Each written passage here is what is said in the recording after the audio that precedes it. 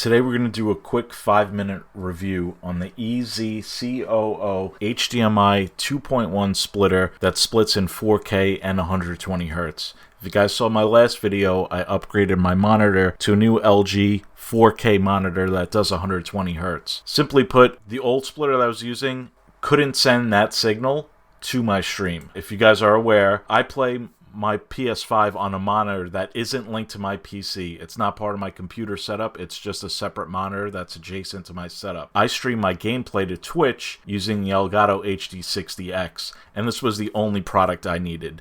They also do a 4.1, which is 4 outputs. I just needed 2 outputs. They also do 4 inputs to 1 output. This is all I needed. So 2 outputs, 1 going to the monitor, 1 going to the HDX60, and then all coming from my PS5. Problems I had was I upgraded my monitor. I went from 1080p to 4K 120, and I wanted to make the most out of the games I'm playing. I mainly play Warzone, Final Fantasy VII Rebirth, and Madden. So the old HDMI splitter couldn't even send the signal. I was getting no signal, and I was like, all right, I have to buy this thing. It came the next day on Amazon, and right now it's 69 bucks, which I don't think is a bad price. It's needed, it's necessary, especially since I stream, and like I said, with Amazon Prime, I got it the next day. The only thing that was tricky was it gives you options of these levers that are on the back of the switcher. What I wanted to do to get 4K 120 Hz, the way that they instructed me was sending a no signal to my PlayStation, to my monitor, once I had 1 up and 2 down.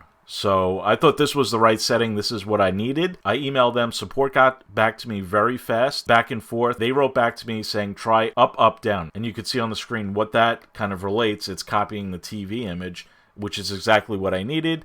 I went back, I flipped the switch, and you could see that I went from getting no signal to getting a signal, which is good. Now, I'll show you before and after of when PlayStation is normally on, compared to when I launch a game that does carry 120 Hz.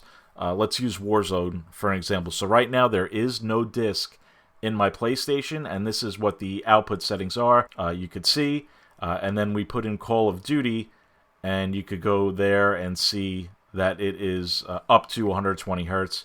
And once you land, once you're playing Warzone, it does push out 120 Hz up to. The things that I would say, if you run into trouble like I have, get brand new HDMI cables. I bought a 2-pack on Amazon for $8. They're 8K HDMI 2.1. I don't believe old HDMI cables would be able to carry this image, but again, you could always unplug, replug, make sure there's a new power source to it, and if you're stuck again, ask support. They're very helpful. They were very fast, and this is the only thing that I needed to get the signal out. So if you guys are interested in how the streaming setup goes from the PlayStation to a separate monitor to a PC setup, I do have a video for that, and this is all because I upgraded my monitor from 1080p to 4K, the LG GP signal. So the EZCOO or EZC Infinite, whatever the company's name is, putting out a great product so far. I've been using it for a solid, I'd say 3 weeks now, almost a solid month. Had no problems.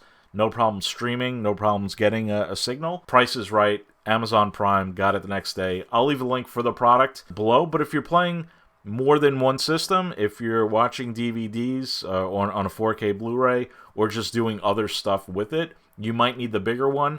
But again, for what I play and what I have connected to my stream setup, all I needed was 2 out to 1 in. So PlayStation in, 1 out going to the monitor, 1 out going to the Elgato, and that is all I need. So let me know what you guys think. Let me know if you have any questions on the stream setup. I'll put the link to the stream setup video down below as well, and I'll see you guys on the next one.